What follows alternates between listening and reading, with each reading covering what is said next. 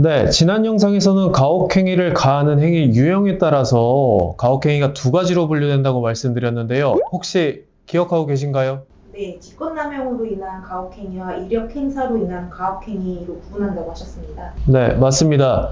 소대원들에게 원산 폭격 등의 얼차려를 부여하거나 지휘관의 개인적인 심부름을 시키거나 폭언, 욕설 등을 하는 행위 모두 자신의 직권을 이용해서 가하는 가혹행위에 해당하는데요. 그렇다면 위력행사에 의한 가혹행위는 어떤 것들이 있을까요?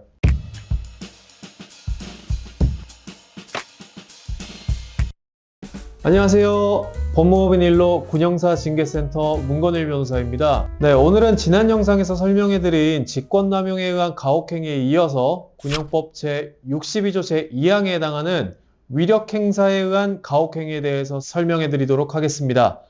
상명하복이라는 군조직의 엄격한 위계 질서는 선임병과 후임병 사이에도 적용되는 원칙이기 때문에 이제 선임병이 위력을 이용해서 가혹행위를 가한다면 후임병은 사실상 모방비한 상태로 괴롭힘에 시달리게 되는 것이죠. 이처럼 병사들이나 같은 계급, 같은 신분의 군인으로서 상호 명령이나 지휘권이 없는 관계에서도 위력을 행사한 가혹행위가 높은 비율로 발생하고 있습니다. 네, 위력행사라고 하는 것은 판례에 따르면 이제 타인의 자유의사를 제압할 만한 일체 세력이라고 이야기하는데요. 여기서 이 세력은 폭력이나 협박이 될 수도 있고요. 아니면 사회적, 경제적 지위가 될 수도 있습니다. 네, 학대나 가혹한 행위를 했는지 면밀히 들여봐야 하는데요.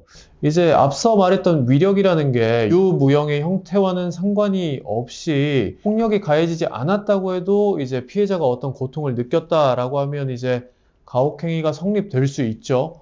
해당 위력행위로 인해서 피해자로서 견디기 어려운 정신적 또는 육체적 고통을 느낄 수 있느냐 하는 부분이 이제 가혹행위의 핵심이라고 말씀드릴 수 있습니다.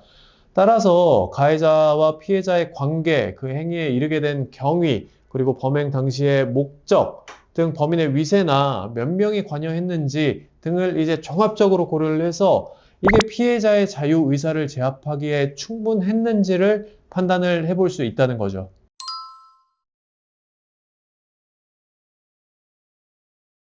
네, 해병대의 악습이죠. 소위 이제 악기발이라고 불리는 식고문이 가장 대표적일 텐데요.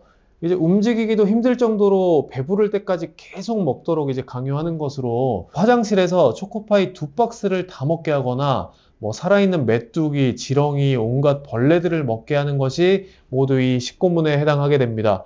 그 외에도 이제 잠을 자지 못하도록 괴롭히거나 아니면 장시간 건물대에 뭐 매달리게 하는 것, 이런 건 모두 위력을 행사해서 행한 가혹행위에 해당합니다. 네, 군형법 제62조 제2항에 따르면 위력을 행사해서 학대 또는 가혹행위를 한 사람은 3년 이하의 징역 또는 700만 원 이하의 벌금에 처한다고 규정을 하고 있습니다.